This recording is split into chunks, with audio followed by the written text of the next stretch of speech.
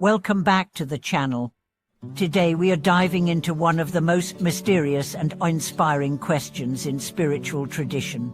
If someone has already reached paradise, if they've attained peace, liberation, and joy in the Pure Land, why would they ever come back? Why would a soul choose to return to a world filled with sorrow, confusion, and hardship? This question seems almost unthinkable. After all, isn't the goal of every seeker to escape the suffering of this world, to reach a place beyond birth and death, beyond pain and fear? So when we hear stories of enlightened beings, Buddhist offers, who have reached the other shore and yet voluntarily return, not once but countless times, we must ask, what kind of love motivates that return? What kind of wisdom compels them to walk back into the fire?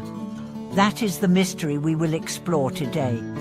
And along the way, we will discover a deeper truth, not just about them, but about us. Because this choice to return from the Pure Land is not only a tale of divine compassion, it is a mirror for our own lives. Let's begin with the Pure Land itself. In Buddhist teachings, the Pure Land is not simply heaven. It is a realm free of delusion, where the conditions are perfect for awakening. There is no hatred, no greed, no ignorance. Every sound is a teaching. Every sight is a reminder of truth. Every breath is filled with peace. To reach the Pure Land is to reach the garden of stillness, a place where the soul no longer fears, where the path is no longer obscured. So again, why leave? Why would anyone step away from bliss to return to chaos? The answer lies not in logic, but in compassion. The Buddhist ideal is this: one does not seek enlightenment for themselves alone. One vows to remain or return until all beings are free. This is not sentiment. It is a cosmic promise. A Buddhist sees suffering not as an enemy, but as a signal, a call to serve. And even when they've crossed the ocean, they hear the cries from the shore. Their enlightenment does not distance them, it connects them more deeply. Now imagine this. A man reaches the Pure Land. He has practiced for lifetimes. His heart is clear. His karma is clean. His suffering has ended. And then, just as he's about to settle into eternal peace, he remembers his mother's tears, his brother's confusion, the strangers who helped him on his path, still trapped in fear. And he turns around, not with regret, but with love. He returns not because he must, but because he can. That is the nobility of the Bodhisattva heart. And this isn't just theory. Throughout history, many masters are believed to have returned. Some come as teachers, some as children, some as wanderers. They don't announce themselves. They often live quietly, but their presence uplifts us, their words awaken, their actions ripple across generations. Why do they return? To plant seeds, to guide others, to build bridges across the river of suffering. And in doing so, they fulfill the deepest vow to save all beings. Let's now reflect on what this means for us, not as mythical stories, but as practical truths. Because every day, you have a choice.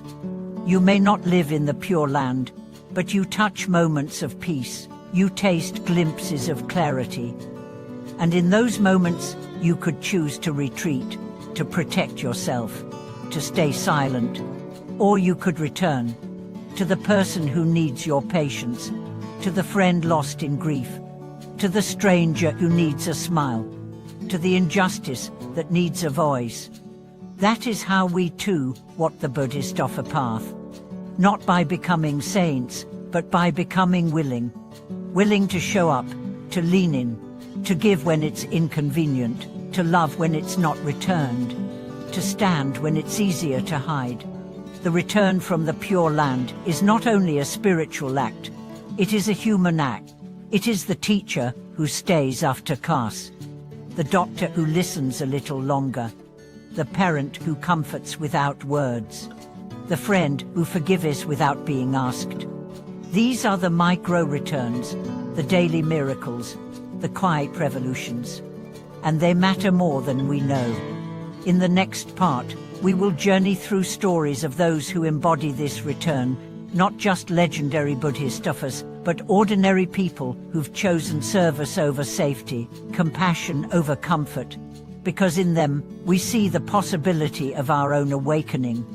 Let's walk with those who return not from mythical realms, but from real moments of insight, healing, and transformation. These are not just enlightened beings wrapped in robes, but people like you and me who made the impossible choice to carry light into the dark, even after tasting the warmth of peace. One story tells of a young nurse who, after surviving a near-death experience, felt herself surrounded by indescribable peace. She described the realm she touched as one where time melted, where love was not a feeling, but the very air she breathed. And yet, as she floated in that state, she heard voices crying her mother, her child, her patients. She returned, not for herself. She had nothing left to gain. She came back because she knew she could be a bridge. For years after that, her colleagues noted how her presence alone calmed those near death. She spoke gently, held hands without fear, and radiated serenity. Patients who had weeks left seemed to sleep more peacefully in her care. She never claimed to be anything special, but her return had changed her forever.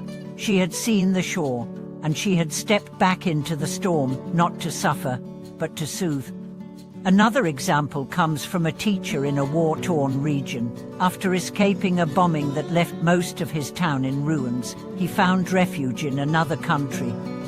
There, he could have started a new life, safe, stable, anonymous. But he returned.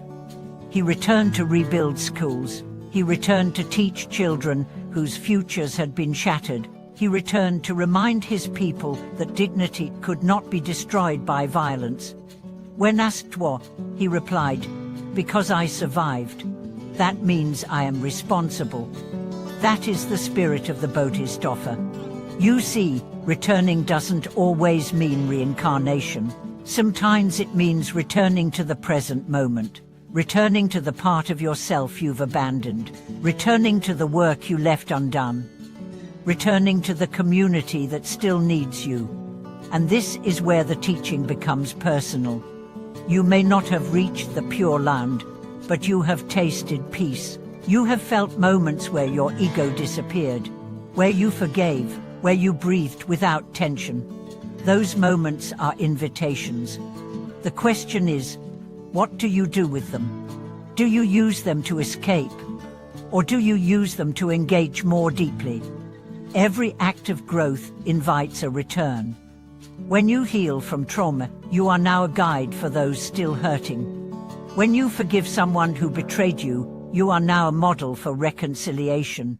When you find purpose, you are now a compass for those lost. This is the gift and responsibility of awakening. Not to keep it to yourself, but to carry it back into the boardroom, back into the classroom, back into the family gathering, back into the heart of suffering. And yes, it will be hard. You will be misunderstood. You will be resisted. You may be hurt again. But the alternative is worse. Because to awaken and not return is to abandon those who are still asleep. To heal and not help is to break the circle. To understand and not act is to betray wisdom. And so, like those in the Pure Land, we must walk back daily. Back into the noise with silence in our hearts. Back into the rush with presence in our steps. Back into the pain with compassion in our eyes. Back into the fear with courage rooted in truth. This is not martyrdom, it's maturity. To choose service not as sacrifice, but as joy. To see others not as problems, but as parts of you not yet remembered. To carry the flame not to show off but to light the way. This is the nobility of return. And every time you choose it, you affirm that your life is not just about escaping suffering, but transforming it. You realize that the Pure Land is not a place out there. It is the space you create in the middle of chaos, When your heart stays open, your mind stays clear, and your actions are rooted in love. So when the Buddha speaks of bodhisattvas returning from bliss to suffering, he's speaking not just of them, but of you. You who choose kindness when anger would be easier. You who forgive even when your pain is fresh. You who speak truth without judgment. You who give without applause. That is the return. That is the miracle. That is the mark of someone who has seen peace and brings it with them wherever they go. Thank you for watching this video.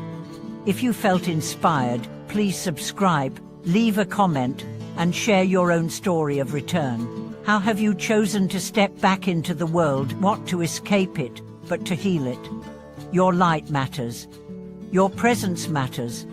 And your willingness to return, again and again, may be the very reason someone else finds their way home. We'll see you in the next video.